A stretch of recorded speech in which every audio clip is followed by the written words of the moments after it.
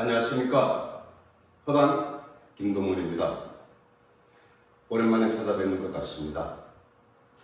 오늘은 제가 쓴 자전 에세이 약한 너로 강하게라는 책의 마지막 시간을 가지려고 합니다. 총 10회가 되었더라고요. 9편을 찍고 나서 10편을 오랜만에 찍게 되었는데, 그 사유는 제가 지난 9월 24일부터 9박 10일 일정으로 아들과 함께 히말라야 트레킹을 다녀왔습니다. 그리고 가을이 되니까 이곳저곳에서 행사가 많이 있고 해서 마음이 분주하고 또 몸이 바빠서 이제야 찾아뵙게 되었습니다. 아무튼 저는 60여 년의 삶을 살아오면서 여러 가지 많은 사연을 만들면서 이제 살아왔는데, 물론 평범한 사람의 사연이 그리 중요하겠습니까만, 그래도 그 60여 년을 살면서 제가 받았던 이런 은혜들을, 하나님께서 주신 은혜들을 많은 사람들과 함께 나누고 싶었습니다. 특별히 스스로 루저라고 생각하는 사람들도 있을 수 있잖아요. 또 그럼에도 불구하고 열심히 삶을 살아가는 사람들 있잖아요. 그런 사람들에게 조금 저의 이야기를 통해 위로도 좀 해드리고 힘도 좀 나게 해드리고 싶었습니다. 오늘은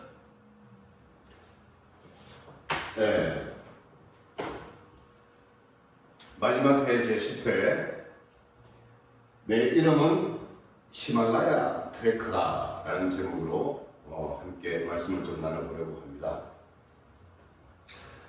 말로만 듣던 히말라야입니다. 영상 속에서나 사진을 통해서 보던 그 히말라야 안나푸르나 베이스 캠프에서 저희가 사진을 이렇게 찍었습니다. 제가 혼자 간 것이 아니라 제 아들과 함께 갔었는데요. 많은 사람들이 그러더군요. 늙은 애비와 젊은 아들의 여행이 가능해? 또 히말라야 트레킹이 가능해? 그렇게 묻는 분들이 많았는데, 네, 다녀왔습니다. 본격적으로 말씀을 좀 나누겠습니다. 저는 앞에 여러 편들에서 말씀을 드렸듯이 천의 고아였습니다. 1살, 2살 무렵에 천의 고아가 되고 큰아버지, 큰어머니 댁에서 13살 때까지, 초등학교 졸업할 때까지 살았었습니다. 14살 때는 공돌이가 되었었습니다. 1977년 구정설 세고 나서부터 대구에 사촌 누나를 따라서 가서 공장을 다녔는데, 그때 하루 일당이 700원이었습니다. 하루 12시간씩 일을 했었죠. 한 주는 주간근무, 그 다음 주는 야간근무, 이런 식으로 그런 시절이 있었습니다. 그 공돌이 소녀는 그만 빵제비가 되었습니다. 40여 년의 세월이 훌쩍 지나가고 있습니다만, 그래도 이런 과거가 되 평범한 과거니까 숨기고 싶은 이런 과거죠. 그런데 하나님께서 그런 부끄러운 과거도 스스럼없이 만날 수 있는 용기를 주시네요. 하여튼 17살에 처음으로 빵제비가 되어드렸습니다. 그 후에 교도소에서 열심히 공부를 해서 고위검정고시도 합격하고 대입검정고시도 합격하고 학력고사를 봐서 총신대학교 신학과에 입학할 수가 있었습니다. 참 가련한 이런 고아가, 공돌이가, 빵제비가 대학생이 된 거죠. 참 놀라운 일입니다. 다음에 여자의 남자가 되었습니다. 저한테는 정말 오늘의 저를 있게 한 세 여인이 있었는데, 한 분은 세문안교회 권사이셨던 고 김수경 권사님이시고, 또 다른 한 분은 한국가정문화원의 김영숙 원장님이셨습니다. 다음 세 번째로는 지금의 제 아내 신광숙이죠.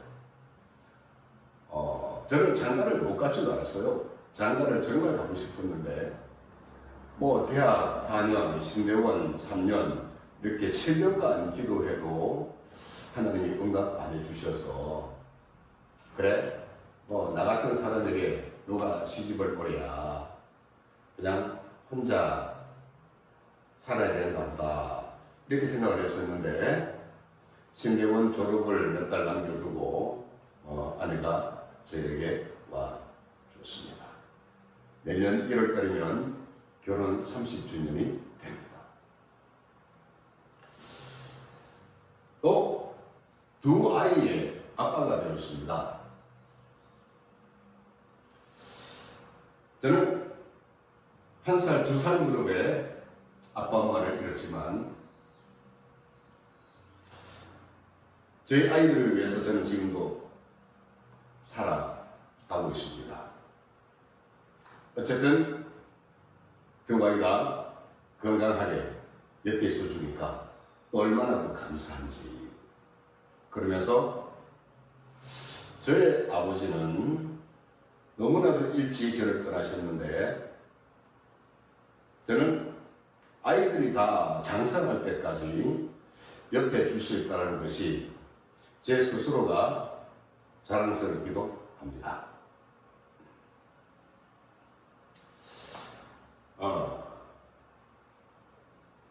공돌이 빵집이었던 제가 목사가 되었습니다. 총신대학교 신학과 4년, 신대원 3년을 졸업을 하고, 또 간부사고시를 거치고, 그래서 목사고시도 거치고 해서 목회를 하는 목사가 되었고요. 1997년 3월 2일 교회를 개척한 이래 여지껏 우리 헤빌리지 살렘교회 담임 목사로 사역하고 있습니다. 사실 목사 깡단이 안 되는데 하나님이 큰 이유에 주셔서 여전히 목사로 살아갈 수가 있습니다. 난 사회복지사가 되었습니다. 목회의 연수나 사회복지사로서의 연수나 거의 같이 가는데, 저는 목회를 사회복지를 통해서 구현하고 싶었습니다. 그래서 아이들 공부부터 시작해서 지금은 친어르신들 모시는 노인중앙보센터를 운영하고 있고, 또 남양주시에서 꽤나 이름 있는 사회복지사입니다. 남양주시 사회복지 전체를 이끌어가기도 했었고요. 그런 제가 또 음악치료사가 되었습니다. 이런 것 같아요. 신학을 공부를 하면 신을, 하나님을 깊이 알게 되잖아요. 아무도 일반 평신도들보다는. 그런데 하나님은 신학은 좀 더 안다 싶더라도 정작 사람을 모르는 경우가 많이 있더라고요. 저 자신도 그랬었고요. 근데 사회복지학을 공부를 해보니까 사회복지학은 사람을 폭넓게 이해를 할 수 있게 해주는 학문 같았습니다. 그런데 사회복지학은 사람 넓게 알고 그 사람의 내면 세계를 깊이 이해하는 데는 좀 부족한 것 같았습니다. 저는 제가 음악을 좋아하기 때문에 음악 치료를 공부를 했습니다. 한세대학교에서 석사와 박사 과정을 마쳤는데요. 음악 치료는 일종의 심리 치료이다 보니까 제가 음악 치료학을 공부하면서 느꼈던 거는, 이렇게 심리 치료는 사람을 보다 좀 더 깊이 들여다보게 되고 또 이해하게 되고 또 터치할 수가 있구나 이렇게 생각을 합니다. 하여튼 저는 음악 치료를 공부를 해서 음악 치료사가 되어서 우리 할매들의 젊은 오빠 노릇을 톡톡히 하고 있고요. 이곳저곳에서 또 강사로 많이 활동하고 있습니다. 그 다음에 제가 또 시니어 모델이 되었습니다. 뭐 시니어 모델 치고는 큰 키는 아닌데 저는 머리도 완전히 올백이지 않습니까? 완전 백발이지 않습니까? 게다가 또 눈썹도 셌어요.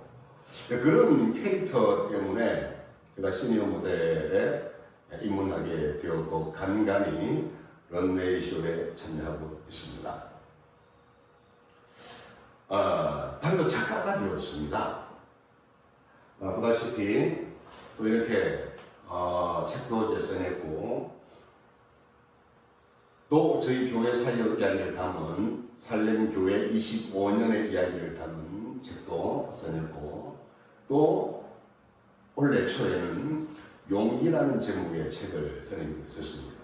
그 전으로 거슬러 올라가면 신대원 3학년 때 청소년들을 위한 에세이 설교지 비눗방울 터뜨리라는 책도 냈었고 또 The Inspiration of the Bible 성경의 영감이라는 이마누엘 하워드 마샬 교수의 성경의 영감이라는 책을 번역도 해서 출간을 했습니다. 또 그 1년 뒤에는 또 역시 청소년들을 위한 에세이 설교지 슈퍼모델이라는 제목으로 책을 내었습니다. 어릴 때부터 저는 뭘 쓰는 걸 좋아했어요. 그러다 보니까 또 한때는 어릴 때는 문학 소년이기도 했었고요. 그러다 보니까 또 최근에 들어와서 세 권의 책을 내면서 이쯤 되면 뭐 작가라는 반열에 들어섰다고 할 수 있지 않겠습니까? 네. 다음에 또 버스커입니다.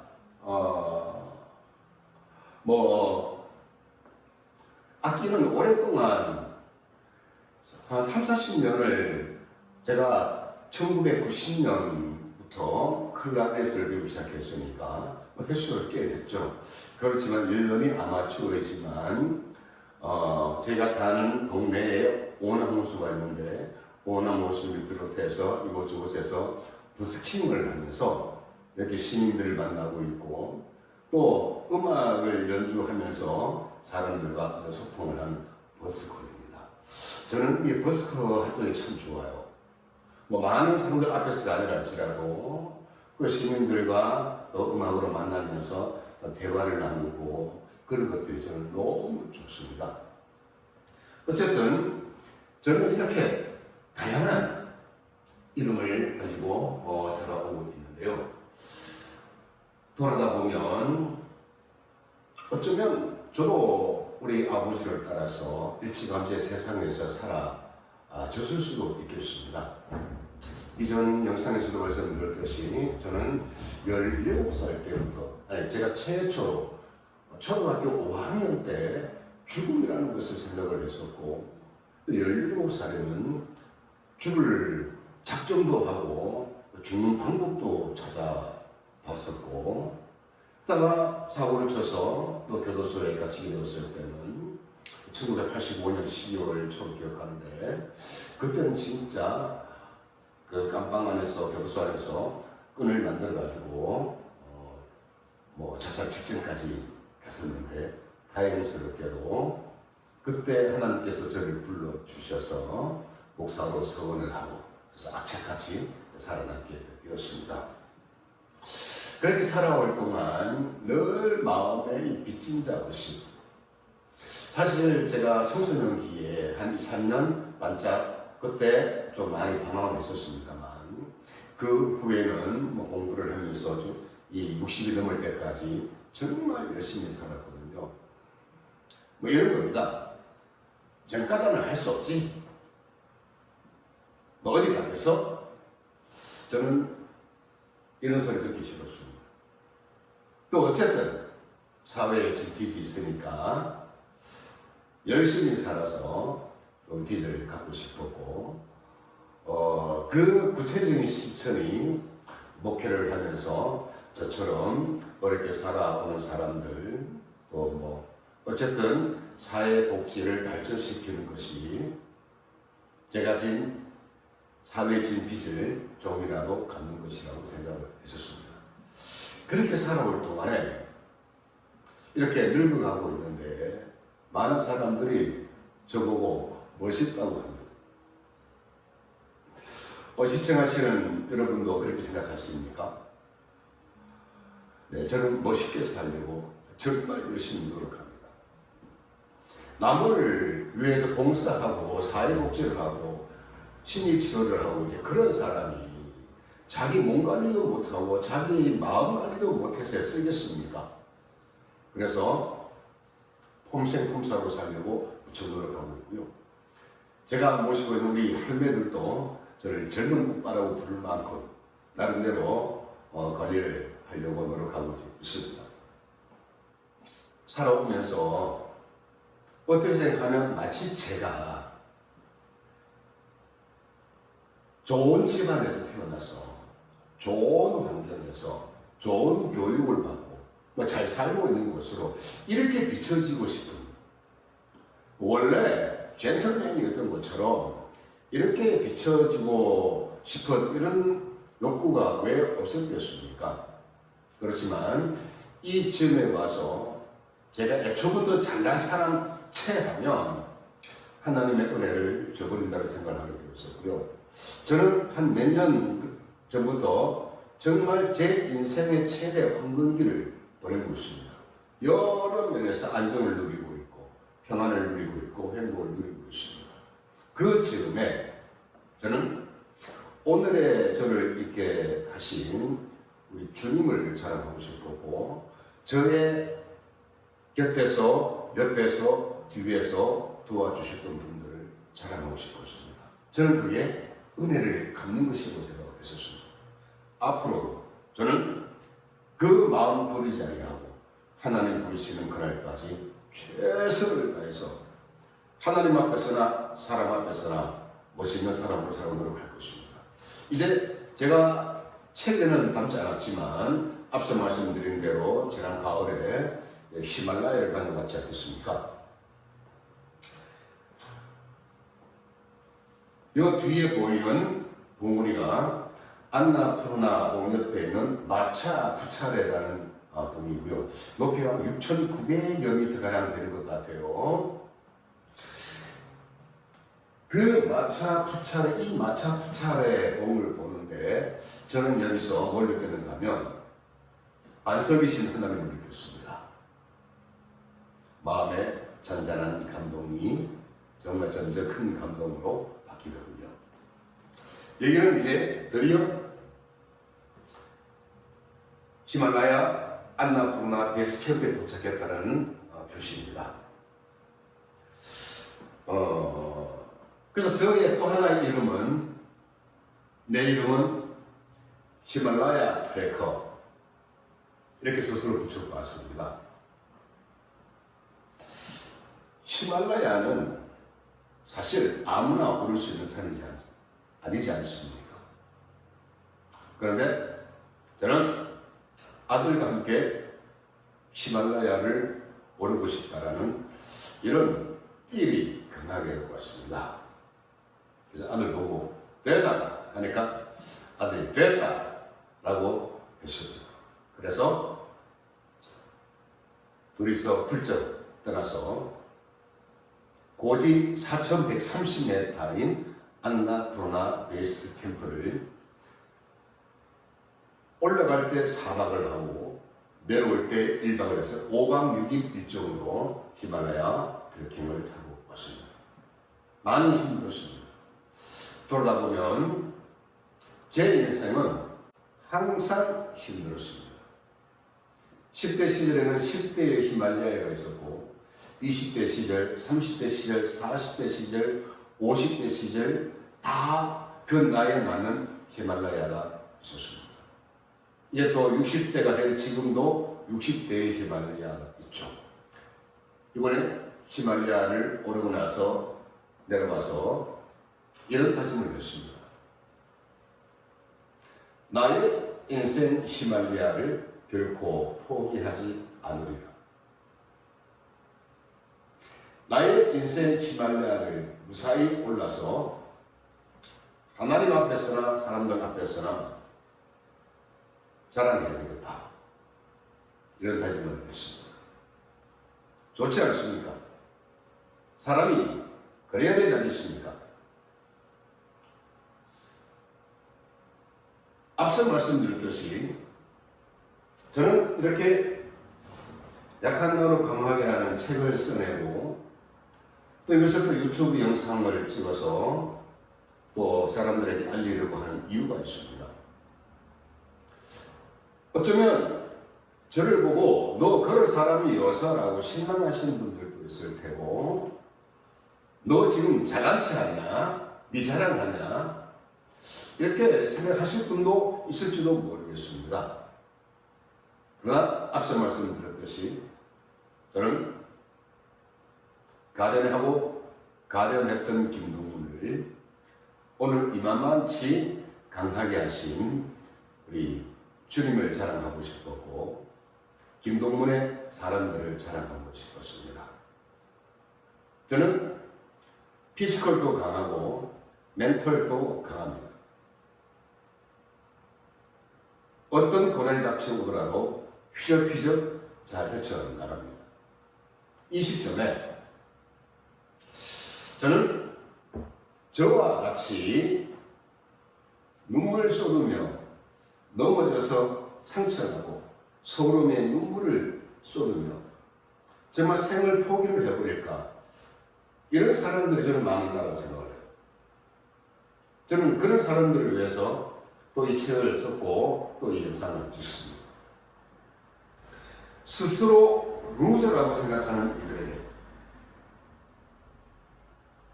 또 열심히 자신의 인생 히말라야를 오르고 있는 사람들에게 마지막으로 드리고 싶은 말씀이 있습니다.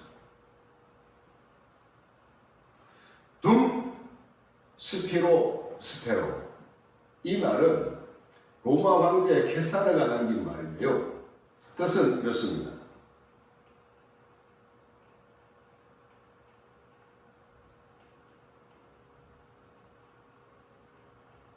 숨 쉬는 한 희망이 있다. 둠 스피로 스페로 숨 쉬는 한 희망이 있다. 저는 적어도 김동문의 인생에는 희망이 없는 줄 알았습니다. 그러니까 방황하고 아파하고 사고도 치고 그랬겠죠. 아니요. 주님을 믿고 나니까 진짜 숨쉬는 한 희망이 있더라고요. 제가 책에서나 영상에서나 밝힌 것이 픽션이 아니고 팩트거든요. 하나도 거짓말이 없습니다. 그럼 제가 사람들이 제가 이 책을 처음에 써내놓고 나니까 이 책을 읽은 사람들이 정말 전혀 그런 낌새를 치지 못했다. 그냥 원래 집안이 좋은 줄 알았다. 이런 말씀을 하더라고요. 그런데 놀랍다고 하면서 김동문도 대단하지만 김동문의 새 여인은 더 대단하다. 이렇게 평가를 하시더라고요. 아무튼 숨쉬는 한 희망이 있습니다. In Christ. 두 번째는 Nothing is impossible. 뜻을 잘 아시죠? 네.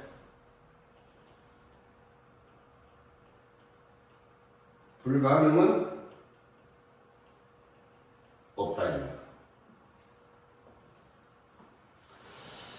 저는 초등학교밖에 나오지 않은 제 14살에 공장에 취직을 해서 살려고 발버둥 치다가 좋지 못한 이런 상황으로 스스로를 내몰았었습니다. 그러나 거기가 제 끝이 아니었습니다. 제 인생의 가장 밑바닥이었던 그때 저는 희망을 발견했습니다.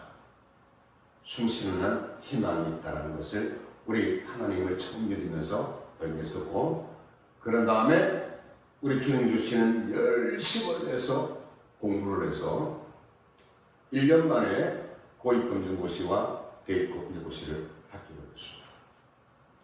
또 1년 동안 열심히 88년도에 올림픽이 열렸던 그 해에 열심히 공부를 해서 4년제 대학교에 총신대학교 신학과 하면 그래도 한국 교회에서는 그 엘리트 학교인데 거기 가서 대학생이 되었습니다. 그리고 결혼도 하고 목사도 되고 사회복사도 되고 음악 치료사도 되고 시니어 모델도 되고 작가도 되고 하여튼 뭐 폼나지 않습니까? 스스로 루저라고 생각하시는 분들, 어려운 현실을 이겨내기 위해서 인생의 히말라야를 열심히 오르고 계시는 분들, 숨쉬는 한 희망이 있고요. 또 불가능은 없습니다. Nothing is impossible. 물론 제가 크게 성공한 사람은 아닙니다. 그렇지만 나름 인생의 열매를 조금은 맺은 사람으로서 스스로 패배자라고 생각을 하고 또 그럼에도 불구하고 열심히 히말라야를 오르고 있는 형제 자매들에게 패자 부활절에 성공한 허당이 고면합니다.